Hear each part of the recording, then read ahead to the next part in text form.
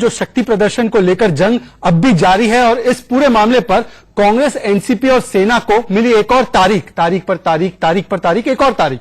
Floor test कब होगा, इस पर कल सुप्रीम फैसला आएगा। शक्ति प्रदर्शन से क्या बीजेपी भाग रही है, आज ये बड़ा सवाल है। और क्या विपक्ष को अपने ही विधायकों पर भरोसा नहीं है, यह भी सवाल है। इसी बीच फडणवीस सरकार ने संभाला कार्यभार, पर कितने दिन चलेगी ये सरकार, यह सवाल भी सबके लबों पर है। और ये फ्लोर टेस्ट से किसके लिए होगा सबसे बेस्ट, यह भी सवाल बना रहेगा। आज का हैशटैग मैं आपको बता देना चाहता हूं, हमारा हैशटैग है महासस्पेंस। और हमारा आज का सवाल है कि क्या जल्द से जल्द फ्लोर टेस्ट से ही खत्म होगा सस्पेंस का दौर। और पहला मुद्दा भी यही है, पर उससे पहले देखिए रिपोर्ट।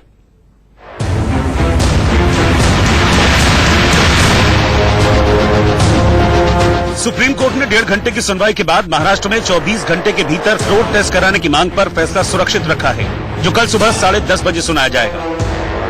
तो शिवसेना, एनसीपी और कांग्रेस का था, उसके ऊपर कोर्ट ने केवल ये कहा कि हम प्रीपोनमेंट वाली बात जो है केवल उसी क्वेश्चन को कंसीडर कर सकते हैं, बाकी कोई जो मेरिट है केस की उसमें नहीं जा सकते। और उसमें जो तमाम जजमेंट्स थे, जो पहले के 7 जजमेंट बताए गए कि 7 जजमेंट हैं जिसमें प्रीपोनमेंट ऑर्डर किया है, 24 घंटे या फिर 48 घंटे के अंदर फ्लोर टेस्ट की बात कही गई है। और इसी के ऊपर कोर्ट ने कहा कि केवल इसी मुद्दे पे हम सुनवाई कर रहे हैं कि फ्लोर टेस्ट पहले हो सकता है कि नहीं हो सकता है। महाराष्ट्र में सरकार के लिए 1 महीने से जारी घमासान के बीच शनिवार तड़के राष्ट्रपति शासन हटाकर राज्यपाल ने बीजेपी के देवेंद्र फडणवीस को सीएम और एनसीपी विधायक दल के नेता अजीत पवार को डिप्टी सीएम पद की शपथ दिलाई।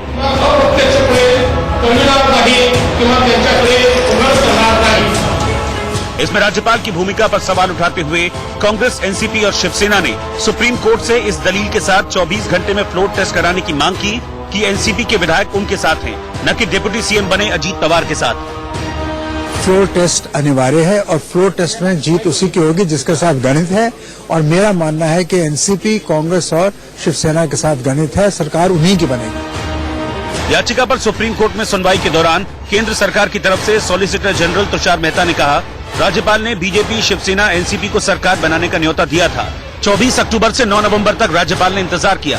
सरकार नहीं बनने पर 12 नवंबर को राष्ट्रपति शासन लगाया गया। शनिवार को 170 विधायकों के समर्थन पत्र पर फडणवीस को सीएम पद की शपथ दिलाई गई। कोई पार्टी ये नहीं कह सकती कि फ्लोर टेस्ट 24 घंटे में ही होना चाहिए। सुप्रीम कोर्ट ने याचिका पर देवेंद्र फडणवीस को भी नोटिस जारी किया था, जिस पर जवाब देते हुए वरिष्ठ वकील मुकुल रोहतगी ने कोर्ट में कहा, फडणवीस ने एनसीपी सहित 170 विधायकों के समर्थन की चिट्ठी राज्यपाल को सौंपी। 170 विधायकों का समर्थन पत्र देने पर राष्ट्रपति शासन हटाकर शपथ दिलाई गई। एक पवार हमारे साथ, एक विपक्ष के साथ, हमें पारिवारिक विवाद से कुछ लेना देना नहीं है।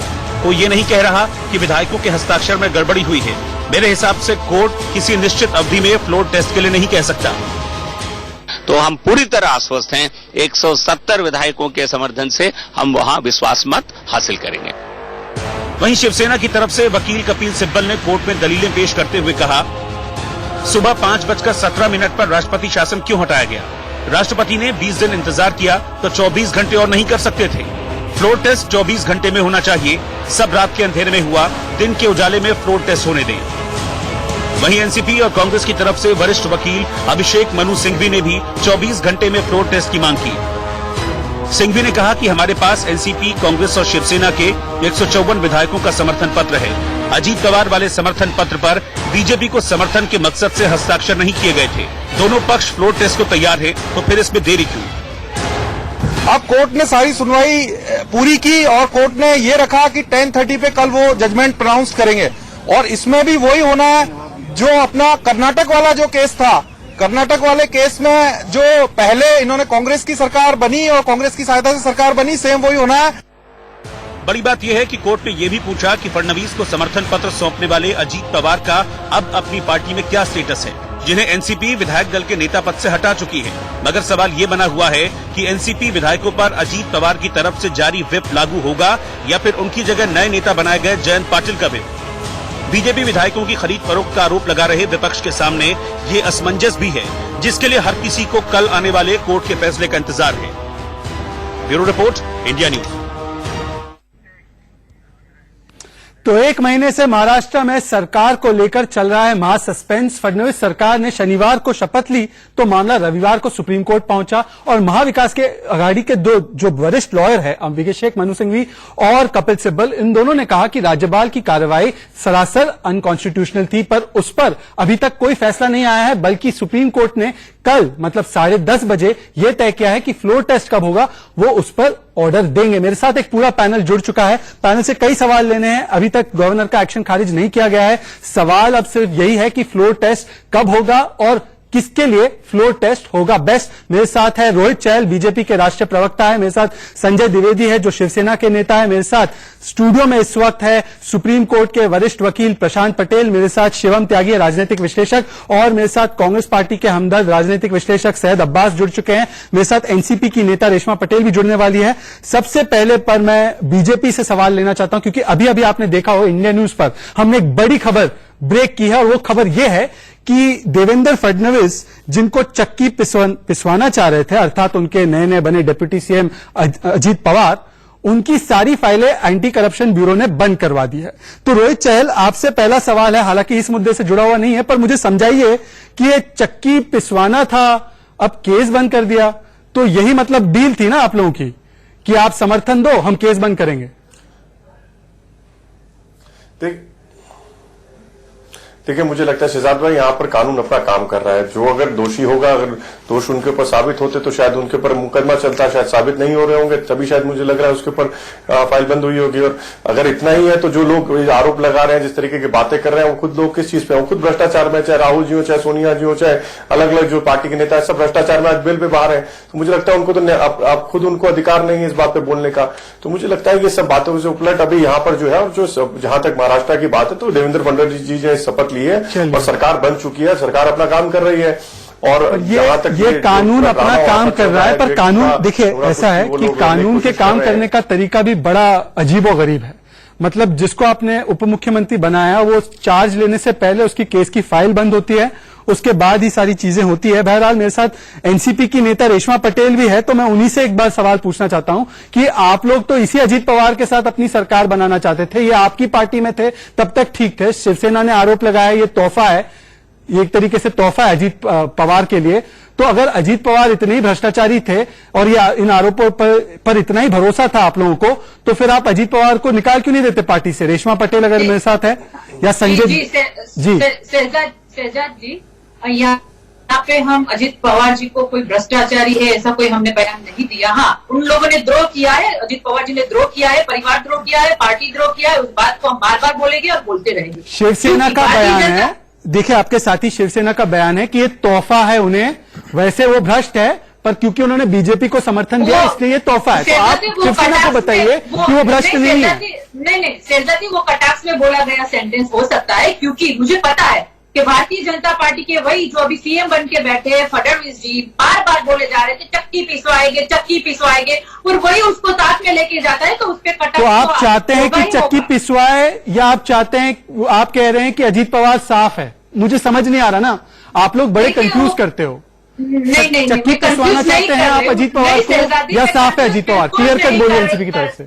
नहीं, ये जो बातें हैं बयानबाजी जो हुई है उस पर हम टिप्पणी करें, उस पर हम डिबेट करें, लेकिन यहाँ पे मुझे सिर्फ आपको इतना ही बताना है कि भारतीय जनता पार्टी का वो चरित्र पूरा देश आज देख रहा है जो सत्ता की लालच में तहस नहस कर दिया, संजय द्विवेदी हमारे संविधान को तहस नहस कर दिया। शिवसेना का आरोप है ये तोहफा है, तो संजय द्विवेदी जी आप ये मानते हैं कि शरद पवार और अजीत पवार पे जो केस लगाए गए थे वो सही केस थे, वो केस में कुछ गलत नहीं था और वो राजनीतिक विद्वेष की भावना से नहीं था, तो फिर आप इनका समर्थन क्यों ले रहे हैं? शरद पवार पे भी तो केस है। नहीं शहजाद जी, मैं अपनी बात क्लियर कर दूं, उसके बाद आपकी समझ में आ जाएगा। देखिए शहजाद जी, ऐसा है कि ये आरोप लगाया था माननीय फडणवीस जी ने, उसी पे शिवसेना ने कहा है, जब वो कह रहे चक्की पिसवाएंगे, उन्होंने बात कही थी, अब उन्होंने हमको मुख्यमंत्री बना दिया। आज मैं एक बात आपसे और कहना चाहता हूँ, हमारे देश में एक गंगा नदी जी है, गंगा नदी हमारी पवित्र नदी है, जिसमें लोग कहते हैं कि जाइए डुबकी लगा लीजिए पाप धुल जाएंगे। आज वो गंगा नदी बन गई है भारतीय जनता पार्टी, इसमें आप आइए, पाप धोइए पाप धोइए और उप मुख्यमंत्री बन जाइए। कांग्रेस ने भी तो आपको सेकुलरिज्म की गणना में डुबा कर निकाला ना। आप लोग तो गाली भर के गाली बकते थे सोनिया जी को, राहुल जी को, उनके नागरिकता पे भी आप लोगों ने सवाल उठाया था। तो ये आज मातोश्री छोड़ के आज सोनिया जी माता जी बन गई है। आज असली मातोश्री पर आरोप लगाया, पता लगा कैसे आरोप लगाया, उसी आज सोनिया माता असली माता है, हमारी माता तो भारत माता है। पता लगा शिवसेना की माता तो सोनिया माता है। आज पता लगा सोनिया माता शिवसेना की। और जो शेर था, आज शेर जो है वो शेर कहाँ गया? आज अरे भैया बताइए ना, आज बता दीजिए। आज हिंदू चलिए एक सेकंड को भी बेच दिया आपने इटली के हाथों। आज के मुद्दे पे आते हैं। मंदिर का भूल गए। अरे भैया माननीय सोनिया गांधी ने एक एक करके उनको भी आपने छोड़ दिया। एक एक करके चलिए आज जो कोर्ट में हुआ, पहले सोनिया जी के बारे में क्या क्या आप लोगों ने बोला वो चलिए पुरानी बातों पे नहीं बातें। बैठ गए आज। किसने मना किया आपसे?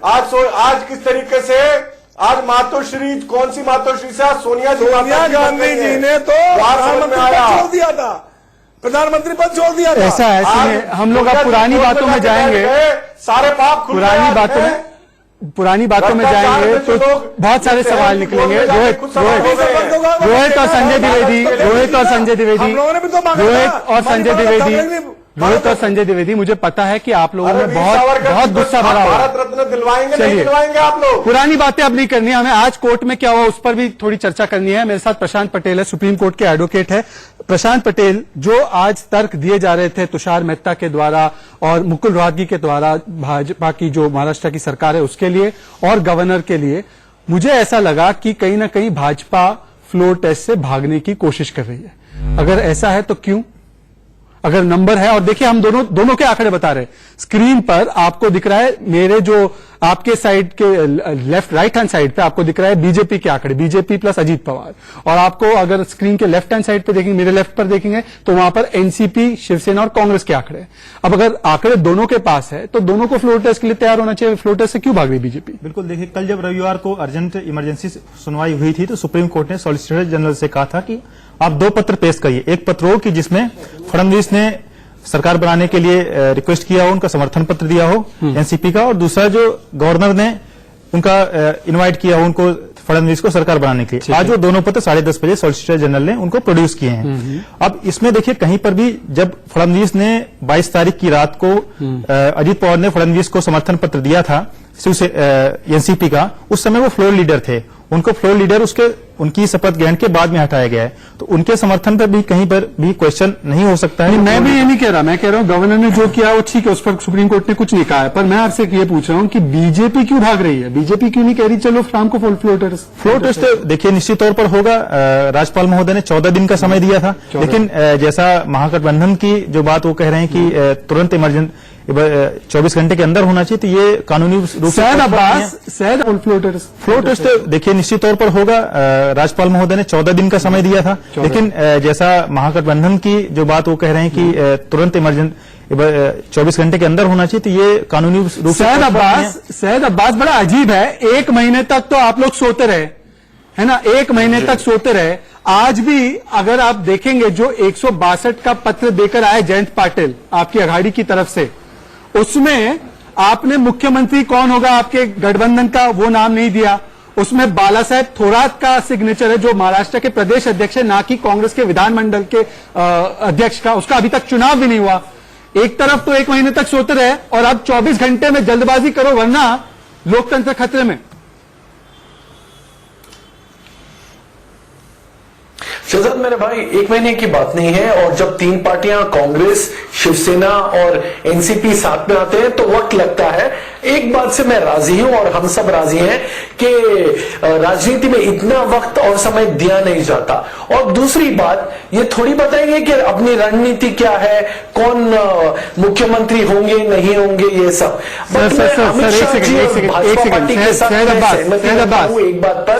दीजिए ना, एक सेकंड, मैं आपको समय दे रहा हूं, मैं आपको समय दे रहा हूं, मैं आपकी मैं आप ही को समय दे रहा हूं, मैं आपको और 20 सेकंड दे रहा हूं। मेरी बात सुन लीजिए।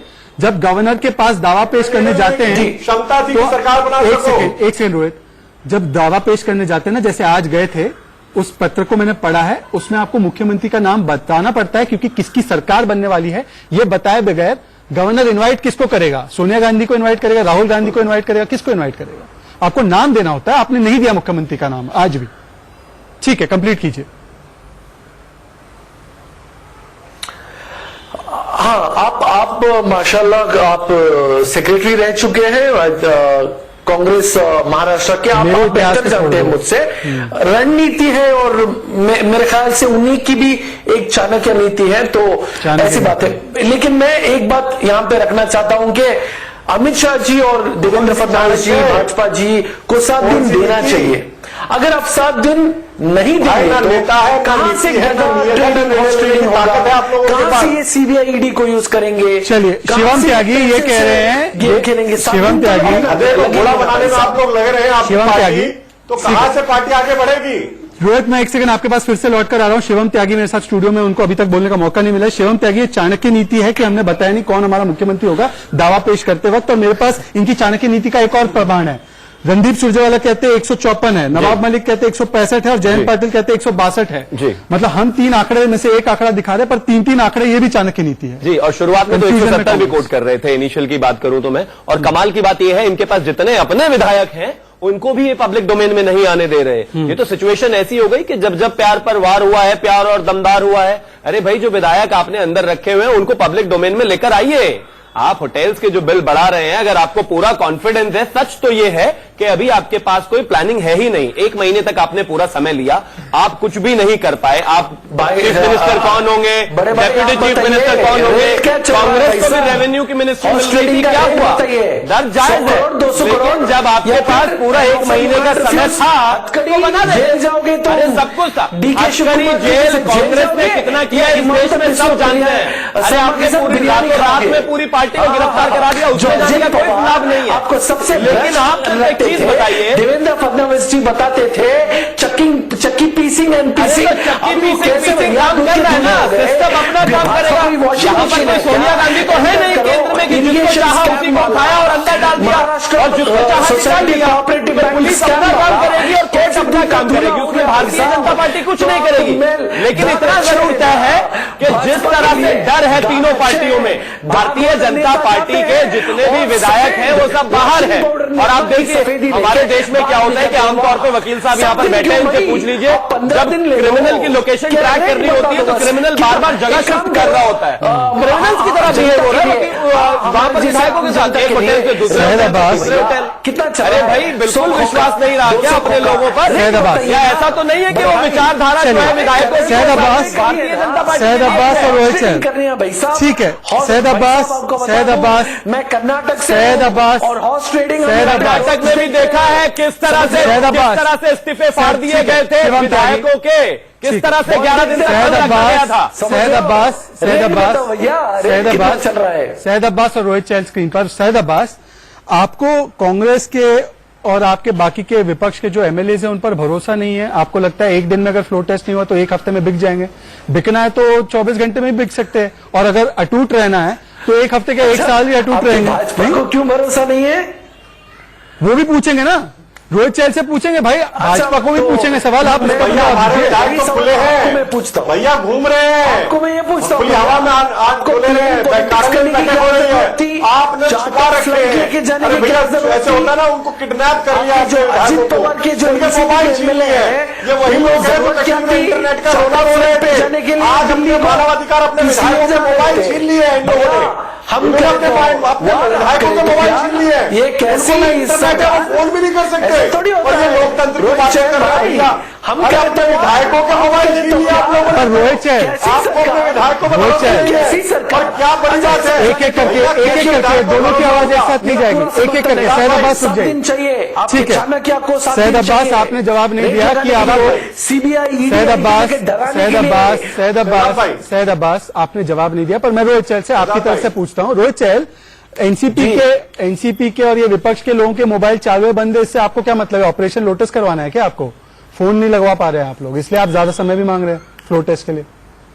आपको बड़ी दिलचस्पी है उनके मोबाइल फोन से? तो हैरानी और मुझे इस चीज का है कि वही लोग हैं जो चिल्ला के मानवाधिकार की दुहाई दे रहे हैं। इंटरनेट बंद है जम्मू कश्मीर के अंदर। आज सोचिए अपने विधायकों के अपने मोबाइल बंद कर दिए इन्होंने। मतलब सोचिए, मानवाधिकार तो उनका छिन रहा है। भैया, और अगर इनके डर नहीं है, विधायक इनके हैं, भैया, आप उनको मानवाधिकार, विधायक इनका भरोसा क्यों नहीं है? उसका भरोसा क्यों नहीं है? तो बीजेपी राम मंदिर शिवसेना के एमएलए की मानवाधिकार की चिंता है। राम जी के अस्तित्व पे सवाल उठाने वाली कांग्रेस के साथ में गोद में जाके बैठ गए, जिसके इशारे वेटिकन के इशारे पे इन्होंने वहां पे एफिडेविट लगवाया।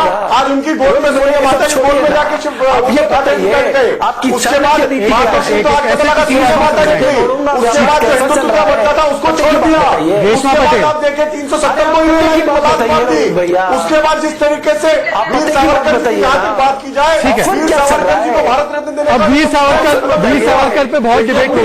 रेशमा पटेल एक एक करके प्लीज सैयद अब्बास और रोहित और सैयद अब्बास, मुझे पता है कि आप दोनों बहुत तेज तर्रार प्रवक्ता हैं अपने अपने कॉज के, पर सबको मौका मिले। रेशमा पटेल, मुझे एक चीज समझ नहीं आ रही, मुझे ये नहीं समझ में आ रहा कि असली एनसीपी कौन है। कोर्ट में अभिषेक मनु सिंह भी कहते हैं मैं असली एनसीपी, वहां पे अजीत पवार के वकील कहते हैं मैं असली एनसीपी।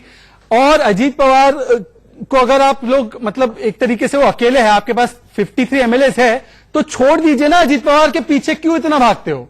अभी भी मैंने देखा छगन भुजबल, जयंत पाटिल, पता नहीं कौन कौन जाके मनाने की कोशिश कर रहा है। छोड़ दीजिए ना उन्हें। सुनिए शहजाद जी, यहाँ पे हम पॉलिटिकली उसको छोड़ दिया है, क्योंकि आप देख रहे हो ना कब से कि उन लोगों के पास सिर्फ अजीत दादा ही है, बाकी कोई विधायक नहीं है। इसलिए आप अगर एनसीपी कौन सी असली है और नकली है उस पे जाना चाहते हो तो छोड़ दिया तो निकालेंगे कब अजीत पवार को? बार बार अजीत दादा के पास क्यों जा रहे हैं? अजीत दादा मान जाओ, अजीत दादा मान जाओ। क्योंकि हम जानना चाहते हैं कि आप अगर अजीत दादा के पास कुछ नहीं है तो क्यों अजीत दादा पे डोरे डाल रहे हैं? तो आज दिख ही गया। अजीत दादा को आपने जिस तरीके से आपको पता है अजीत दादा के साथ आपकी पूरी पार्टी खड़ी है, आपको पता है ये बात कि अगर आप सही थे, आपको विश्वास था, राज्य अंदर में क्यों गया सरकार बनाने? दिन के उजाले में जाना था ना, मार्केटिंग के तो आप कीड़े हो। मैडम ये तो ठीक है। रेशमा पटेल संवैधानिक दायरे के अंदर राज्यपाल के मुझे समझ नहीं आ रहा। और हमारे पास एमएलए के लेटर थे। रोहित रेशमा मुझे समझ नहीं आ रहा कि अगर छोड़ दिया है अजीत पवार को, शिवसेना भी उनपे हमला कर रही है, कह रही है तोहफा है, भ्रष्ट अजीत पवार एक तरीके से, तो आप उनको पार्टी से क्यों नहीं निकालते? पार्टी से निकालिए ना, आप अनाउंस कर दो राइटर ऑन पे ब्रेकिंग न्यूज कि हमने अजीत पवार को निकाल दिया। नेता से निकाल दिया, विधायक दल के नेता से निकाल दिया। शरद पवार जी ने साफ शब्दों में बोल दिया है पार्टी से कब व्यक्तिगत प्रश्न है, वो भी निकालेंगे ना। नहीं, पार्टी में बनाए रखेंगे पर वो भी निकल जाएंगे, निकलेंगे वो भी। उसको निकालना इतना इम्पोर्टेंट नहीं जितना जो लोकसत्ता को आज विडंबना में डाल दिया है उसको सही करना है। प्रशांत क्यों नहीं इम्पोर्टेंट है? मुझे आप एक बात बताइए, मुझे एक बात बताइए प्रशांत, पार्टी से निकालना चाहिए ना। अगर उन्होंने पार्टी लाइन को फॉलो नहीं किया, अगर उन्होंने पवार साहब को धोखा दिया है, अगर वो पार्टी के खिलाफ जा रहे हैं, तो एनसीपी किस बात के लिए रुकी? या इसका मतलब यह है जैसे अभिषेक मनु सिंह ने कहा, एक सेकेंड, आपको पता है रेशमा आपको पता है जो लेटर आपने सुप्रीम कोर्ट में दिया है कि हमारे जयंत पाटिल को विधायक मंडल का नेता चुना गया, उसमें सिर्फ 41 सिग्नेचर है। मतलब कहीं ना कहीं अजीत पवार के पास अभी भी 12-13 एमएलए है। काफी एमएलए जो है भी नॉट रीचेबल हैं एनसीपी से, और अगर उनको लगता है कि उन्होंने हमारा साथ छोड़ दिया तो उनको निकाल देना चाहिए, उनको पार्टी से भी बर्खास्त कर दीजिए, जिस तरीके से उनको विधायक दल के नेता से हटाया है। नहीं, वो नहीं करना चाहते। पर शिवसेना से मैं सवाल पूछना चाहता हूं, संजय द्विवेदी जी, आपका ऑफिशियल स्टैंड क्या है? क्या अजीत पवार को एनसीपी से हटाया जाना चाहिए? अब तो आप कह भी रहे ना कि उनको तोहफा मिला है बीजेपी की तरफ से, चक्की पिसवाना चाहिए था उनको, अब तो वो क्लीन चिट उनको मिल गई है, तो मतलब भ्रष्ट थे वो आप मान रहे हैं। तो आप डिमांड कीजिए एनसीपी से कि इस तरीके के धोखेबाज व्यक्ति को पार्टी से निकाले। देखिए शहजाद जी, देखिए ऐसा है कि देखिए जो उन्होंने काम किया था, जो उन्होंने समर्थन दिया था, उसके अगेंस्ट में उनको विधायक दल के नेता पद से हटा दिया गया। और जो जितने विधायक बाहर गए थे, कम से कम 50 विधायक आज माननीय शरद पवार जी के समर्थन में खड़े हुए हैं। उन्होंने एफिडेविट भी दिया है, जो एफिडेविट माननीय राज्यपाल जी के पास भी गया है। तो अब ये राष्ट्रीय उनके माननीय शरद पवार जी का वो है कि वो निकालेंगे या नहीं निकालेंगे, क्या करेंगे, किस तरह से वो काम करेंगे, ये उनके अपना आउटलुक होना चाहिए ना। उसमें हम उनको सलाह नहीं दे सकते ना। हम अच्छा। अपनी पार्टी की सलाह देते हैं। अगर हमारा कोई नेता ऐसा करता तो हम उसको अपनी पार्टी में कह सकते थे, लेकिन किसी पार्टी में उनका क्या है क्या नहीं है। पर आप सिर्फ रनिंग कमेंट्री कर सकते हैं कि ये तोहफा है उनको। भतीजे भी हैं, एक नेता के साथ साथ भतीजे। सर, आपकी पार्टी से बयान आया कि ये उनके लिए तोहफा है, तो मुझे लगा कि आप इतनी बड़ी राय दे रहे हैं कि तोहफा है, तो मुझे लगा कि ये राय दे देंगे कि अजीत पवार को निकाल दीजिए। चलिए बहरहाल, ये सैयद अब्बास, आप लोग लोकतंत्र बचाने की लड़ाई में एकदम आगे हैं, मुझे पता है। काम तो माननीय राष्ट्रीय अध्यक्ष का है, शरद पवार जी का है। ठीक है, लोकतंत्र बचाना है, इसलिए आप लोगों को 24 घंटे में फ्लो टेस्ट करवाना है। सैयद अब्बास, बहुत शुक्रिया जी, बहुत शुक्रिया कि आप ऐसे मानते हैं। सैयद अब्बास, मैं मानता हूं, पर मुझे एक बात समझाइए। संजय जी एक मिनट, संजय जी एक मिनट। 7 बजे, ठीक है, ये किस तरीके का लोकतंत्र बचाना हुआ कि लोकतंत्र के मंदिर में आपके 2 सांसद इस तरीके का बर्ताव करते हैं कि स्पीकर को उनको निष्कासित करना पड़ता है, लोकसभा को स्थगित करने का काम करते हैं और फिर कहते हैं हम लोकतंत्र बचाते हैं। अच्छा, सुप्रीम कोर्ट पे भरोसा है ना आपको? सुप्रीम कोर्ट में जब मामला चल रहा है तो लोकसभा को क्यों इसका निशाना बनाया था? हाँ, आपको पता है कि वहां पे जो महिलाएं थी, जो मेंबर ऑफ पार्लियामेंट सांसद थी, उनको मार्शल ने पकड़ के बाहर भिजवा दिया था। इस तरह का कभी भी आप देखिए हिस्ट्री पढ़ के, पार्लियामेंट में कभी नहीं हुआ, ऐसा दुर्व्यवहार हुआ है। पर सुप्रीम कोर्ट में जब बातचीत चल रही है, शिवम त्यागी, जब सुप्रीम कोर्ट में मामला चल रहा है तो लोकसभा को स्थगित करवाने के क्या उद्देश्य था? मतलब कि इससे बवाल मचाना है ना आपको? सुप्रीम कोर्ट को मानते नहीं ना, लोकतंत्र को मानते नहीं। लोकतंत्र को बचाने की दुहाई वो पार्टी अगर दे जिसने सबसे ज्यादा लोकतंत्र का हनन किया हो, जिस पार्टी ने 1957 में पूर्ण बहुमत की केरला की सरकार को, पूर्ण बहुमत की सरकार को हटाकर और आर्टिकल 356 लगा दिया हो, वो आज लोकतंत्र की बात करें तो अच्छा नहीं लगता। और दूसरी बात, आप जो ये लगातार कह रहे हो कि हमारे पास नंबर्स है, तो सुप्रीम कोर्ट को टाइम दीजिए ना, नंबर्स कहीं नहीं जाने वाले। आपने फोन वापस ले लिया, सबको होटल में कैद रखा हुआ है, राज्यपाल को आप चिट्ठी देकर आ गए हैं जो आप कह रहे हैं। और दूसरी चीज, आप जो बार बार शरद पवार जी की बात कर रहे हैं, शरद पवार जी के लिए कांग्रेस में से बयान आया है कि वो अगर गंगा जी में भी खड़े होकर बात कहे तो उन पर विश्वास नहीं किया जा सकता। और संजय राउत ने कहा है कि शरद पवार जी को समझना बिल्कुल नामुमकिन है। तो आप कितने श्योर है इस बात को लेकर के शरद पवार जी भी आपके साथ हैं? क्योंकि अभी शरद पवार जी भी किसी भी महिला अजीत पवार जी बार बार कह रहे हैं कि मैं एनसीपी का सदस्य हूं, शरद पवार जी हमारे नेता हैं, तो क्यों ना ये मान लिया जाए कि ये जो सब हो रहा है शरद पवार जी के उस पर हो रहा है? प्रशांत, सुप्रीम कोर्ट के वकील प्रशांत हमारे साथ है। प्रशांत, आपको पता है, शिवम मेरे भाई जी, सैयद अब्बास कुछ कहना चाहूंगा। मैं आपके पास आ रहा हूं। सैयद अब्बास, आप ही से सवाल है, प्रशांत पटेल उस पर बोलेंगे, फिर आप जवाब देना।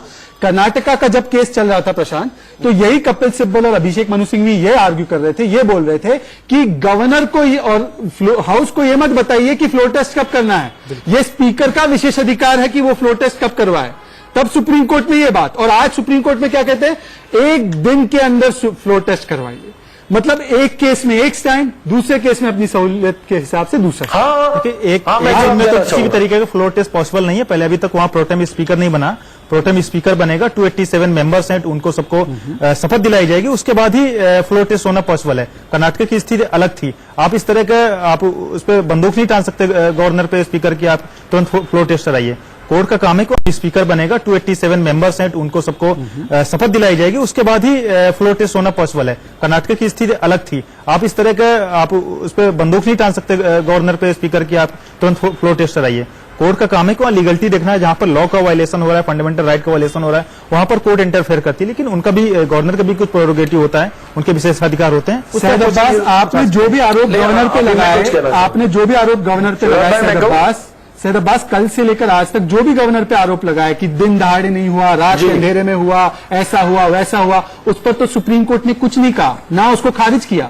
तो आप लोगों को शिकस्त तो मिली है सुप्रीम कोर्ट में, अभी तक आपको कोई रिलीफ नहीं मिला। अब कल फ्लोर टेस्ट कब होता है उस पर निर्भर करता है, और आपको विधायकों पर भरोसा नहीं है अपने, कब उड़ के चले जाएंगे। जस्टिस डिले हुआ है शहजाद, शहजाद भाई, जस्टिस डिले हुआ है, डिनाई नहीं। लेकिन मैं ये बात कहना चाहूंगा कि कर्नाटक में सुप्रीम कोर्ट का जैसे वर्डिक्ट आया, 24 घंटे के अंदर फ्लोर टेस्ट दिया गया था, जहां पे कुमारस्वामी साहब मुख्यमंत्री बन गए थे, और जो 2 दिन के जो चीफ मिनिस्टर बने येदियुरप्पा जी, उनको दाम करके वो गला धो के निकल गए थे। आपको बस ये बता रहा हूं। और दूसरी बात ये है कि मैं ये जानना चाहता हूं कि इतना डिले क्यों हो रहा है, क्यों डिले हो रहा है, इतना डिले। हम पूरी उम्मीद हो रहा है, हमें पूरा भरोसा है, पूरा विश्वास है भैया, कल सुप्रीम कोर्ट का ऑर्डर आएगा। आप ये बताइए, रोहित भैया दूध का पानी का पानी हो जाएगा, हत्या करके। रोहित चहल, बात उनकी एक बात तो सही है, रोहित चहल एक बात उनकी सही है। आज सुप्रीम कोर्ट में तुषार मेहता ने और मुकुल रोहतगी ने ये बताया, और पहली बार सामने आया कि गवर्नर ने दरअसल 14 दिन की मोहलत दी है। मैं आपसे सिर्फ इतना पूछना चाहता हूं, और आप ब्रेकिंग न्यूज दे सकते हैं बीजेपी की तरफ से, एनसीपी के कितने एमएलए आपके साथ हैं, हमें नंबर बताइए। देखिए, हम लोग तो अपने आकलन के हिसाब से, जो आपने हमें पहले बताया था उसके हिसाब से 54 चला, ये नहीं बताया, 54 है नहीं, ये तो आप सब जानते हैं। तो आप हमें एग्जैक्ट नंबर बता दीजिए ताकि सैयद अब्बास का मुंह बंद कराया जा सके। एग्जैक्ट नंबर बताइए सैयद अब्बास, मैं पूछ रहा हूँ। बंद करेंगे भाई, मुझे लगता है सईद भाई सुन लीजिए, अब्बास जी सुन लीजिए, नंबर बताना सर। अरे भैया सुन लीजिए, देखिए मुझे लगता है कि पहली बात तो संवैधानिक दायरे में हमारे काबिल दोस्त है, हमारे भाई है, मौका दिया गया, सरकार बनाने सम्मान करते हैं। तीसरी बात, अब भारतीय जनता पार्टी की जब सरकार बन गई, वहां लेटर दे दिया, और मैं तो अभी कह रहा हूं 170 से ज्यादा विधायक, जिस तरीके से आशीष शेलार जी यहाँ के प्रदेश अध्यक्ष जी, और जिस तरीके से सबने बयान दिया कि भैया जो ऑफिशियल बयान हमारा आ चुका है कि आप जब फ्लो टेस्ट होगा तो उसमें ध्यान में आ जाएगा। और रही बात, देखिए एनसीपी, एक सेकंड रोहित, 170 का दावा आपने अभी फिर से किया। एक सेकंड ब्रेकिंग न्यूज चाहिए रोहित भैया, सैयद अब्बास आप 370 के साथ खड़े ना, आप ये जवाब दीजिए ना, आप ये बता दीजिए, राम मंदिर बनवाने के सहयोग साथ में खड़े हुए ना आप? नहीं, आप ये बताइए, ट्रिपल तलाक के साथ खड़े हुए ना? अच्छी बात है, हम राम मंदिर वाले जवाब दे दीजिए आप। सैयद अब्बास, मुझे डिफ्लेक्ट नहीं करना है, मेरी डिबेट डिफ्लेक्ट नहीं होनी चाहिए। रोहित चहल, आपने कहा है 170, हम डिफ्लेक्ट तो हमारा। सैयद अब्बास, प्रॉब्लम आपकी पता है सैयद अब्बास, जब आपके लिए कोई आपके सवाल रख रहा है ना, तो आप खुद ही अपना खेल बिगाड़ देते हैं। मुझे अपना सवाल तो रखने दीजिए, आपकी तरफ से रख रहा हूं।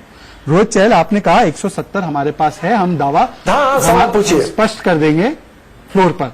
तो मैं आपसे पूछना चाहता हूं, जब आपके पास आंकड़ा है, तो हमने लेटर दिया, आंकड़ा है ना, जो लेटर हम लोग आंकड़ा है, तो जल्दबाजी, आपको जल्दबाजी क्यों नहीं है? आप क्यों देर करा रहे हैं? आप क्यों, अब मतलब सुबह सुबह आपने स्वेरिंग इन करा दी, पर अब आप इतने धीरे क्यों चल रहे हैं कि 2 दिन दे दो, 3 दिन दे दो, 4 दिन दे दो? अरे भाई, नहीं, गलत सवाल है शहजाद भाई। हमने तो पूरा समय गधोड़ों की हमने तो बिजनेस का डायरेक्टर नहीं लगेगा ना हॉर्स ट्रेडिंग के लिए।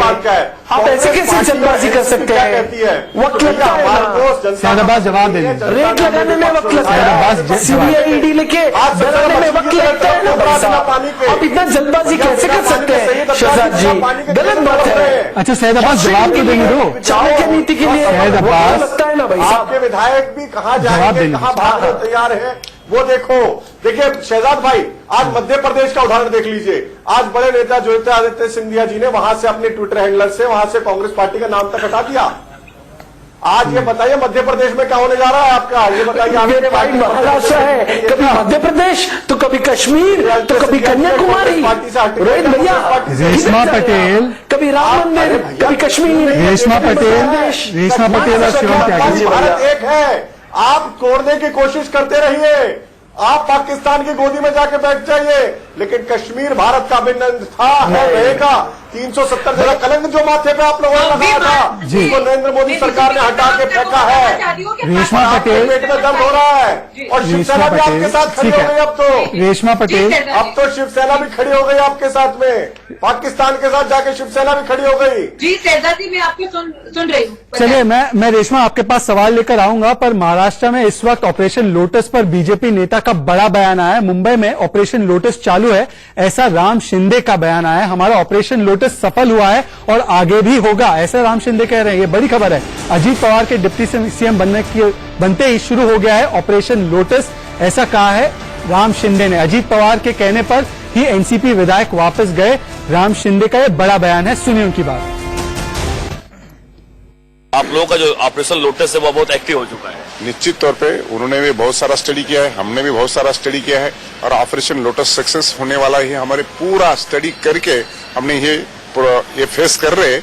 जैसे भी सुप्रीम कोर्ट का ऑर्डर आ जाएगा वैसे हम फ्लोर टेस्ट सक्सेस करेंगे। लेकिन जिस तरीके से देखा होगा एनसीपी के सब विधायक सब वापस आ चुके हैं, सिर्फ अजीत पवार को छोड़ के सभी बाहर आ चुके हैं, ऐसा एनसीपी क्लेम कर रही है और होटल में रुकवा दिया उनको। नहीं, आप एक देखेंगे एनसीपी की सारे विधायक वापस आए हैं। आपको लग रहा है क्या कि अजीत पवार के पूछे बिगाड़े वापस आए हैं? और ऐसे होते हैं तो सब सारे पीछे आने के बाद भी सब सारे सीनियर लीडर अभी भी अजीत दादा के पास बैठे हुए हैं मनाने के लिए। इसका मतलब क्या होता है? इसका मतलब यही होता है कि अजीत दादा बहुत पावरफुल नेता है। उनके विधायक कहा भी जाए वो जितने चाहते हैं उतने अपने साथ विधायक लाएंगे और स्थिर सरकार करने के लिए वो अपनी भूमिका निभाएंगे। लेकिन इसका मतलब ये होगा कि क्या सभी विधायक आ रहे हैं, क्योंकि जो ऑपरेशन लोटस क्या एनसीपी में सक्सेस हो गया है या सभी पार्टियों में चल रहा है आप लोगों का? ये देखो, ऑपरेशन लोटस सभी पार्टी में कि कहा है क्या है हमें अभी तो बता नहीं पाएगा। सभी पार्टी का मतलब मेरा क्या कांग्रेस के लिए कर रहे हैं या शिवसेना के लिए कर रहे हैं? आप जो बोल रहे हैं कि जिसका पोपट होने वाला है हो, जो टेस्ट फ्लोर होने के बाद उनको पता चल जाएगी कि हमारा पोपट हो गया। लेकिन हम ऑपरेशन लोटस करके देवेंद्र जी फडणवीस के नेतृत्व में यह सरकार स्थिर सरकार देंगी और टेस्ट फ्लोर भी जीतेगी। रोहित चहल, ये बड़ा बयान इस वक्त हमारे पास इंडिया न्यूज पर आ रहा है एक्सक्लूसिवली। प्रोफेसर राम शिंदे, मुझे लगता है इस बार तो चुनाव हार गए थे कातर जामखेड़ की सीट से, पर वो बड़े नेता है बीजेपी के, वो कह रहे हैं कि हम ऑपरेशन लोटस करवा के जीतेंगे फ्लोर टेस्ट। मतलब ये ऑपरेशन लोटस कर्नाटका में किस चीज को कहा जाता था उनको शायद पता ही होगा, आपको भी पता है। आप इस बयान को एक्सेप्ट करते हैं? शहजाद भाई, मुझे लगता है कि देखिए, मुझे लगता है कि शहजाद भाई आप इस चीज को समझना यहाँ पे महत्वपूर्ण है कि आज जो कांग्रेस के विधायक हों, चाहे वो शिवसेना के विधायक हों, चाहे वो एनसीपी के विधायक हो, क्यों टूटना चाहते हैं? जो अपने सिद्धांत थे, चाहे वो शिवसेना थे, राम मंदिर, हिंदुत्व, वीर सावरकर, 370, ट्रिपल तलाक, सबसे हट गई। वही उसी साथ साथ वही पार्टी जो कांग्रेस पार्टी सेकुलरिज्म का ठेका लेके चलती थी, आज वो शिवसेना के साथ टूटने के लिए तैयार है। इसका मतलब आप खरीदने के लिए तैयार है क्या? उनको जवाब देना वहां पर जाके जनता के बीच में, इसीलिए कहीं ना कहीं वो आज तैयार है। इसीलिए आज वो राष्ट्रवादी, जो आज तो मैं कहूंगा राष्ट्रवादी कांग्रेस तो आज राष्ट्रवादी हुई है। सैयद अब्बास, आपके लोग टूटने के लिए तैयार है तो खरीदार भी तैयार है, इसमें क्या गलत है? ऑपरेशन लोटस होगा। जी नहीं, अब मैं आपको बताता हूं ऑपरेशन कमला जो कर्नाटका में बड़ा फेमस है क्या है। हालांकि काफी सारे एविडेंसेस हैं, ऑडियो फाइल्स हैं मेरी, अब मैं आपको फॉरवर्ड भी करूंगा, जहां पे येडियुरप्पा साहब तोलमोल कर रहे हैं, रेट लगा रहे हैं। उसके लिए क्या कहेंगे? ओपनली सत्ता की भूख इतनी है क्या भाई साहब? पर सर आपके एमएलए बिकाऊ क्यों है, टिकाऊ क्यों नहीं है? साम दाम आपकी भूख तो ये थी कि सबसे छोटी पार्टी थे और आप मुख्यमंत्री बनाना चाह रहे थे। भैया आप ये बता दीजिए आपके पास स्थिति क्या थी?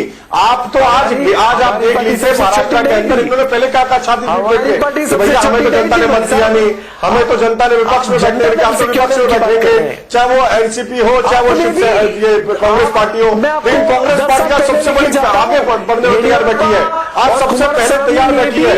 सोचिए कांग्रेस पार्टी के नेता जाके शिवसेना के गले मिल रहे हैं। भैया कुमारस्वामी और एक बात समझ लीजिए, जनता ने आपको मत नहीं दिया है, जनता ने आपको बाहर बिठाया है 11 साल पहले, और जनता ने भारतीय जनता पार्टी को मत स्कूल में पढ़ते होंगे और चाहे शिवसेना को साथ में दिया था। सरकार भारतीय जनता पार्टी बना रही है, आपको तकलीफ समझ में आ रही है। मध्य प्रदेश में भी आपके नेता वो पार्टी से भागने ऑपरेशन कमला की हम बात करें, सैयद अब्बास, रेशमा पटेल और शिवसेना के नेता ऐसा है। घास खिला लो, घोड़ा नहीं बनेगा। सैयद अब्बास और रोहित चहल, हम अगर ऑपरेशन लोटस की बात करते हैं तो हम ये क्यों भूल जाते हैं हॉर्स ट्रेडिंग की बात होती है? सैयद अब्बास, अगर ऑपरेशन लोटस और हॉर्स ट्रेडिंग की बात होती है तो ये क्यों भूल जाते हैं आप लोग कि पूरा का पूरा शिवसेना का स्टेबल ही उड़ा ले गए शरद पवार? ये भी तो हकीकत है ना। आज अमित शाह ने कहा है कि जो लोग हॉर्स ट्रेडिंग की बात कर रहे हैं पूरा का पूरा स्टेबल उड़ा के ले गए आप लोग। शरद पवार तो पूरा स्टेबल लेकर गए, तो आप लोगों को कौन सा नैतिक अधिकार है? रेशमा पटेल, जवाब देना चाहूंगा। हाँ, मैं अभी जवाब देना चाहूंगा। हाँ, जवाब सुनिए। नहीं, रेशमा पटेल से जवाब लेते हैं ना। अमित शाह जी ने ये भी कहा था कि जिसके पास नंबर है, जिसके पास विधायक है, सरकार बनाइए। काम बना पा रहे हैं आप, क्यों नहीं बना पा रहे हैं? आपके पास तो नंबर है, तो किसने आपको साथ रेशमा पटेल कितना शेडिंग करोगे भैया? और मैं बना नहीं हो सकता। वैसे ही कौवा जितने भी वो नहीं बन सकता भैया। ठीक है सैयद अब्बास, अपने अलाय पार्टनर को तो बोलने दीजिए। रहेगा, घोड़ा नहीं बनेगा, पप्पू ही रहेगा। सुनिए शहजाद जी, आप जो बोल रहे हो, जो भारतीय जनता पार्टी दावे कर रही है कि हमारे पास विधायक है, हमारे पास संख्या बल है, वो पूरा झमेला लेके चले गए, तो उसको सुप्रीम कोर्ट में वो दलील करने की जरूरत क्या पड़ी कि भाई हमारा जो हमें वक्त मिला है उस पर आप टिप्पणी ना करो। उसको इतने मजबूर हो गए लोग कि उसने सुप्रीम कोर्ट के जज को भी सलाह देना शुरू कर दिया। मेरे कहने का मतलब एक ही है, अगर उन लोगों को डर किस बात का है? डर किस बात का है? बीजेपी को डर किस बात का है? और कांग्रेस, एनसीपी और शिवसेना 1 महीने तक क्यों सोती रही? इस पर चर्चा जारी रहेगी। एक छोटा सा ब्रेक लेना पड़ेगा, मुझे एक छोटा सा ब्रेक लेना पड़ेगा, पर ब्रेक से पहले इस वक्त की ताजा खबरें क्या हैं वो देख लीजिए। उसके बाद छोटा सा ब्रेक और वापस लौटते हैं इस डिबेट पर।